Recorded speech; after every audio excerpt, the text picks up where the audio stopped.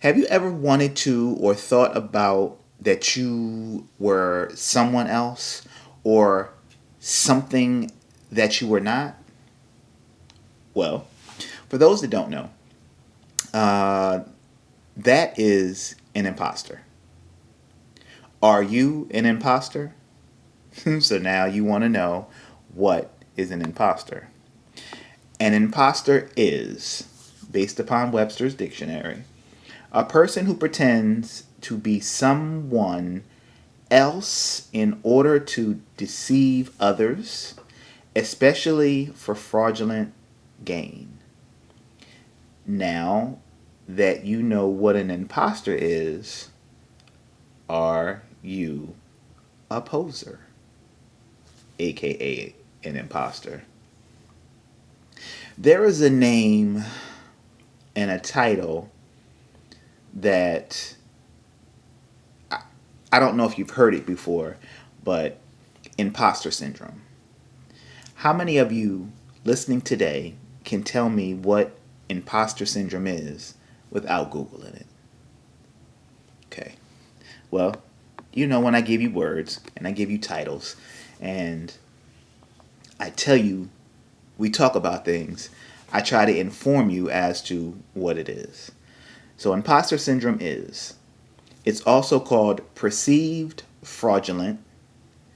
It involves feelings of self-doubt, personal incompetence that persist despite your education, 1, despite your experiences, 2, and despite your accomplishments, 3. Does any of this sound familiar? Let me, real talk. Are you being honest with you in the moment? Or are you doing what most of us do and not give what the person is saying full thought into, is this me? Does any of this sound like the things that I do? So let's go ahead and talk about imposter syndrome. You want to know, what does it feel like? Imposter syndrome, based upon research, says it feels like a conflict between your own self-perception and the way others perceive you. Imposter syndrome feels like a conflict between what you think of yourself and the way others perceive you.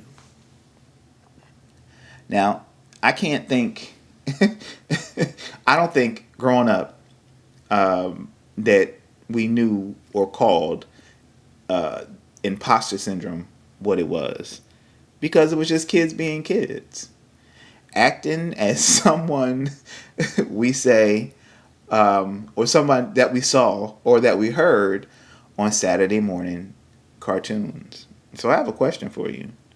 Do kids even watch cartoons anymore on Saturday mornings? Are cartoons still a thing? Do they still exist? I don't know about you, but I remember Saturdays was chore day. But Saturday also was cartoon day. Cartoons in the morning.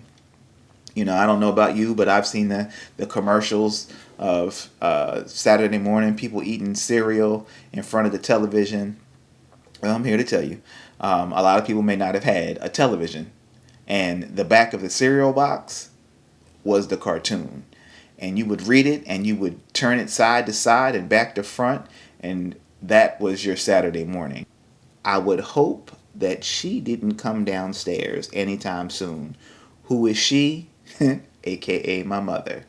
Because when she came downstairs, she was going to tell me, ask me, remind me that I had that nasty word that all kids hate to hear that starts with a C. Chores. I don't know about you, but my kids, they just don't like to do chores. I say the word chore, and it's like you turned the light on and all the bugs moved all over the place, out of the way, so you don't see them. Some of y'all will get that later, but Real talk. It is what it is. All right, so back to the topic at hand. Does hearing about imposter syndrome make you question your value in the skin that you currently occupy? It might, but again, based on research, here's a deeper look at what it feels like when imposter syndrome has set in. Because you're talented already. People see it. You don't accept it as a gift, but you write it off as just being in the right place at the right time and just gaining success from that moment. Why in the world would you deny the fact of something that you have worked towards? It is in you, the gift that God has given you, and you're working to perfect it. Maybe perfect isn't the right word. You're working to get better and better and better at what God has given you. Why do we downplay it? Why do we act as if we're not worthy? Well, people who suffer from imposter syndrome, they don't believe they've earned the success or accolades on their own merits. And they fear others will eventually realize the same thing. And then pretty much they're scared that somebody's going to call them out for being a fraud. But remember what I said. They have the talent. They have the skill. They can do the thing. But the perception is they don't. So for my listeners that have any kind of psychology background or sociology background or have been in the mental health field, you know about the DSM-5. They've had, so if it's the 5, they've had several versions up until then. And again, the pressure you put on yourself, it can mask, it can give off the impression that you are suffering from a mental health disorder, but that's not the case. But it can be detrimental to your mental health. Over time, this can fuel a cycle of anxiety, as I mentioned, and depression. And you're constantly living in fear of somebody figuring something out about you that you've told yourself that isn't there, but that you know that is. One of the person that I was looking at in preparation for the show was her name's Dr. Valerie Young, and she wrote a book, The Secret Thoughts of Successful Women: Why Capable People Suffer from the Imposter Syndrome and How to Thrive in Spite of It All. So she gave types of people that suffer from imposter syndrome. So let's take a closer look at each type and how each type manifests. Now, get your pen, get your paper, take some notes. If it applies, we got to work to do better. If it doesn't, if you are well informed, and you'll be a little bit more equipped on what to recognize, what to look for, if you tend to go down this trail. So the first one is the perfectionist. This person focuses primarily on how you do things. You're deemed you deem perfection of yourself in every aspect of your life. Perfection isn't always a realistic goal. Who's perfect on the earth? Only person I know to be perfect is Jesus. So, and when you're striving for perfection in yourself, and you don't meet these standards, it's a blow to you. Think about the last time that you tried to do something and you tried to do it very, very meticulous, perfect, right to the T, and it didn't work. You felt some kind of way. So what if you suffer from that? What if that happens every single time? Gets to be a bit daunting, right? Don't want to do it anymore, right? Well, you might even try to avoid doing new things if you believe that you can't do them perfect the first time. Listen, I don't know about you. First time I tried to ride a bike, because that's the first thing that comes to mind. The first time I tried to ride a bike, I messed my knees up really bad. Still have the scar to this day. So if I went with at that young age and I kept doing that, if I went with the perfection, I had to be perfect, and I didn't get it that first time, guess what? Today I would not know how to ride a bike. And riding a bike is one of the most relaxing, one of my favorite things to do. So, you're not perfect. Listen to me. You're not perfect. Stop trying to be perfect. You will make a mistake. You may mess up. It doesn't mean you are a fake, especially if you have credentials, experiences to back it up. But number 2, we have the natural genius. This person has always picked up new skills and done so with little effort. But here's where the stress comes in, because they and you, or you and they, should understand new material and processes don't always happen. You don't always get them right away. Some things, there are some people, that's why they call it the natural genius, they do see things and pick it up. They can pick it up for the first time and they master it. It's not common. Most people have to try it, have to see it, have to do it one or two times before they master it. But I'm going to leave that there. So, check it. Bottom line, if it doesn't come easily to you, or you fail to succeed at the first try, if you're suffering from imposter syndrome, you may feel ashamed and or embarrassed.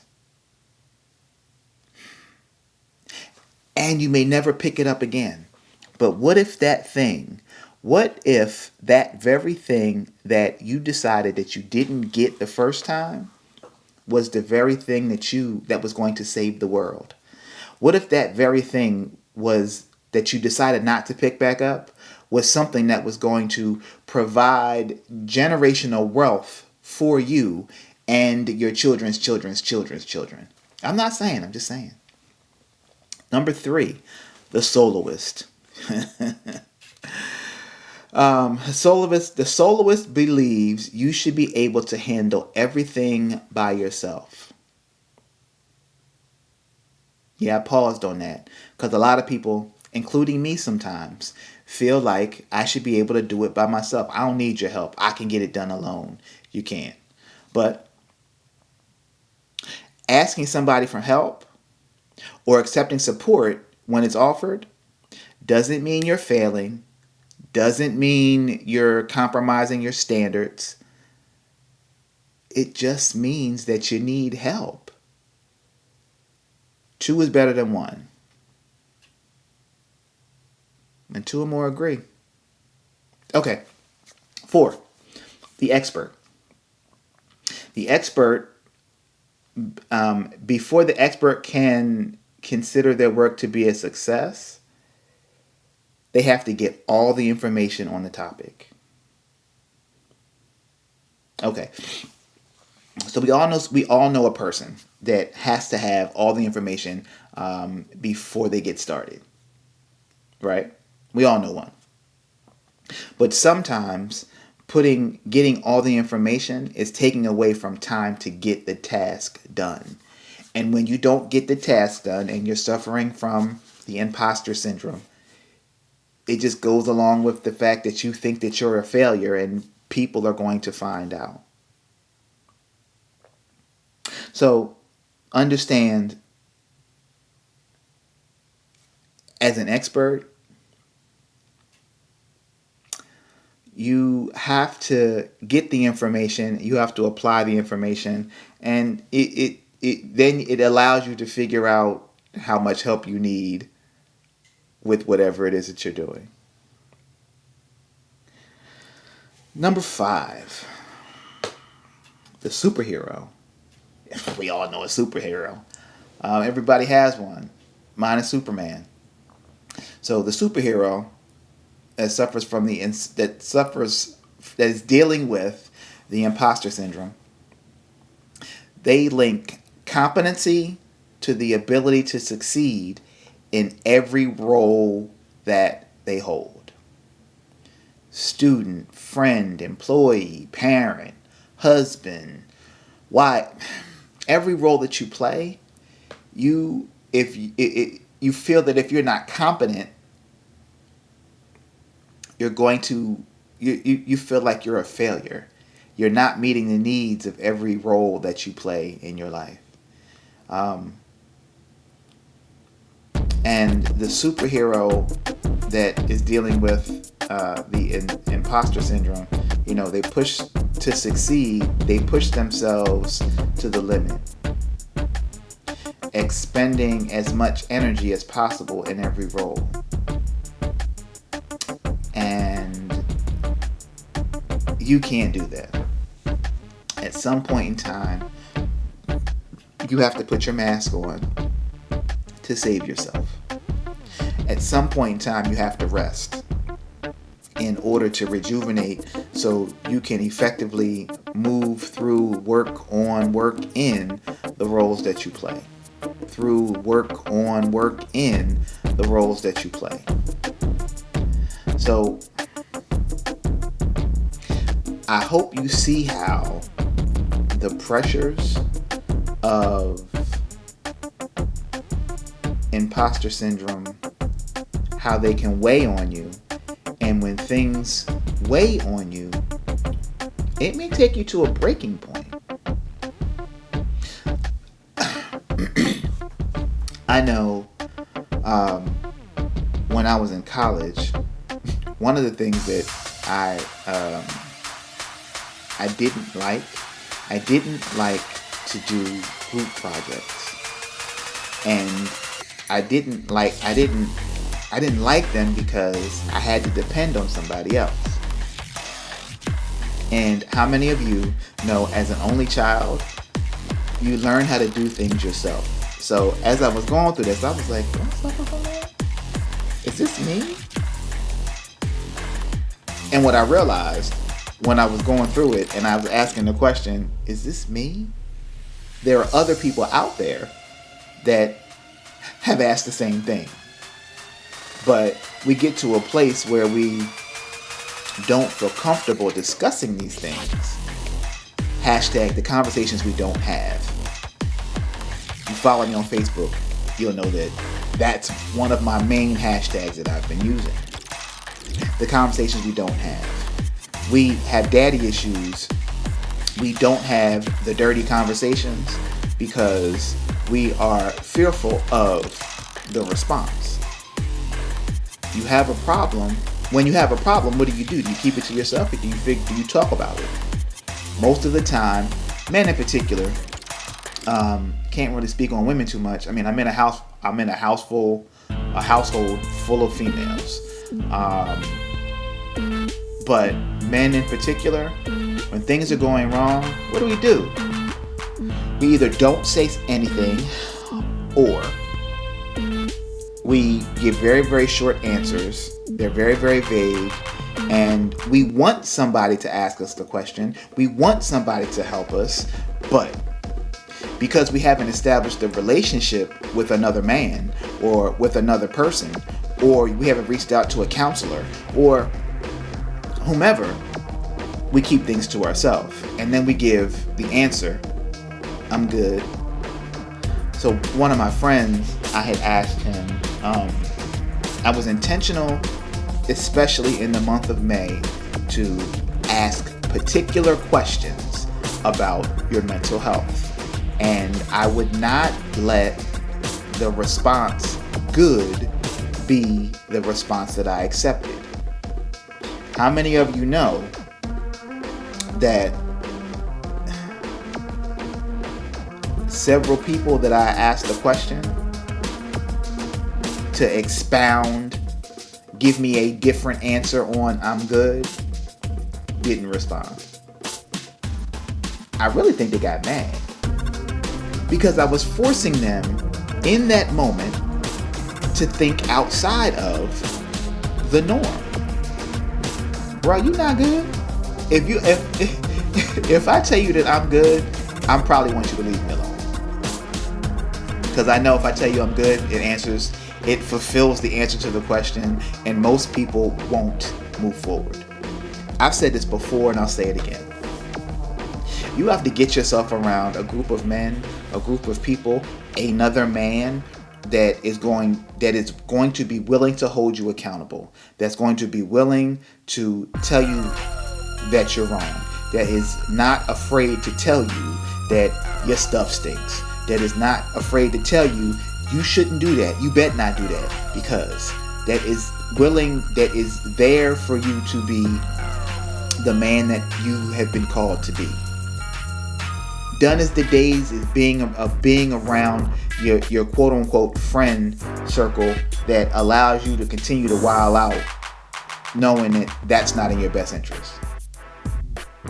Done is the days of hanging around people that continuously allow you to make the same silly, stupid mistakes that are going to affect you not just today but down the line, and not tell you, whoa, bro, or whatever your people would say. They'll check you. You have to get with somebody that's not scared of you to tell you when you walk out the bathroom with toilet paper on the bottom of your shoe that it's there.